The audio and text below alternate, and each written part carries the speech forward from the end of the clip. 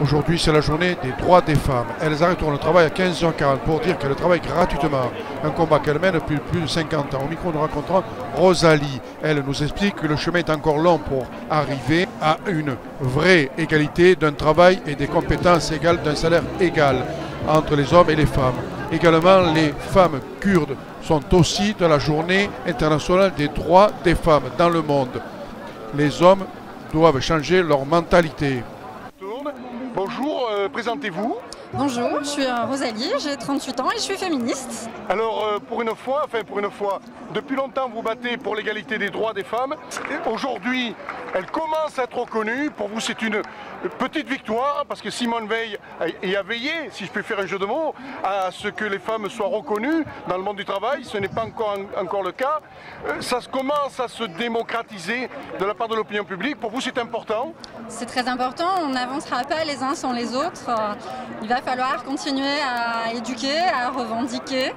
Les grands progrès ne se font pas sans lutte. Donc il y a parfois où ça se passera pas bien, ça se passera pas dans la douceur, parce qu'il va falloir que certains renoncent à leurs privilèges. Donc ces privilèges aussi, il faut que vous soyez aux mêmes égalités que les hommes au point de vue salaire. Aujourd'hui ça commence, mais ce n'est pas encore le cas. Il y a encore 25% en moyenne d'écart de salaire homme-femme sur des postes équivalents. On se rend compte également que les femmes sont plus diplômées que les hommes dans la sphère du travail et pourtant elles souffrent plus du chômage, elles souffrent plus des temps partiels imposés et elles souffrent également des 2 journées de travail qu'elles ont à faire, à la fois en dehors de la maison et à la maison, puisqu'on sait que sur les 10 dernières années, il n'y a que environ, je crois, 7% des hommes qui prennent un petit peu plus part aux tâches quotidiennes à la maison. Donc l'égalité, elle se joue à la maison et au travail. Aujourd'hui, les violences faites aux femmes est reconnue, condamnée devant la plus haute chambre correctionnelle. Pour vous, c'est une victoire de voir qu'aujourd'hui, maintenant, les hommes sont condamnés au sein du couple quand il y a des violences faites à leur encontre. C'est toujours une victoire de voir que les victimes sont entendues, que la parole des victimes est écoutée et qu'on arrive à démontrer que la peur ne doit plus reposer sur les victimes. On doit pouvoir aller vers une société qui écoute ses victimes, que ce soit des femmes, que ce soit des hommes, que ce soit des enfants, et qu'on arrête de remettre en question en permanence la parole des victimes, quelle qu'elle soit. Aujourd'hui, c'est une journée internationale et nationale pour le droit des femmes. Est-ce que cette journée ne devrait pas être plutôt toute l'année qu'une fois? C'est vrai que ça réunit beaucoup de monde, les femmes se mobilisent. Est-ce qu'elles ne devraient pas se mobiliser plus dans les entreprises et tout ça pour faire reconnaître leurs droits? C'est pas que aux femmes de se mobiliser, mais c'est d'abord à nous de mener notre combat pour cette égalité. Et effectivement, ça doit être tous les jours. Et on n'aura plus besoin de la journée de lutte pour les droits des femmes quand on l'aura obtenu. Mais le chemin est encore long et les bonnes volontés seront là et on fera en sorte que les hommes n'oublient pas qu'ils sont assis sur des privilèges. Et puis il faut que les hommes changent leur mentalité et respectent les femmes. Exactement. Il faut qu'on arrive à éduquer les hommes, quel que soit leur âge, donc les petits, les grands, les vieux, pour leur apprendre que quand c'est non, pour leur apprendre qu'un silence ça veut dire non, que qui ne dit rien ne consent pas.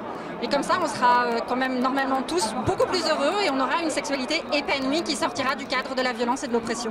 Quel message fort vous avez de faire passer, justement, pour ceux qui regardent ce reportage et puis qui s'interrogent? Je me suis dit, tiens, cette dame, elle parle, ça m'interpelle. Qu'est-ce que vous avez envie de faire passer comme message fort?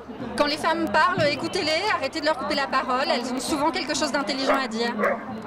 Merci beaucoup, Rosalie. Merci Rosalie, c'est gentil à vous. Je vous en prie.